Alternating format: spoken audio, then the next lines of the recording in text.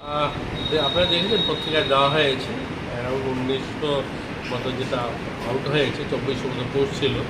কিছু জায়গাতে যেটা ফুলফিল হয়নি, পাম্প অপারেটার যাদেরকে ক্রাইটেরিয়া ছিল সেখানে ম্যান্ডেটরি ছিল যে আইটিআই থাকতে হবে, তো আইটিআই পাওয়া যায়নি। দিব্যাঙ্গ যারা আছে, দিব্যাঙ্গদের যে পোস্টগুলো ছিল সেটা ফুলফিল হয়নি, কারণ সেই ধরনের দিব্যাঙ্গদের যে ক্রাইটেরিয়া ছিল সেটা ফুলফিল হয়নি, তাদের সংখ্যাটা কম হয়েছে।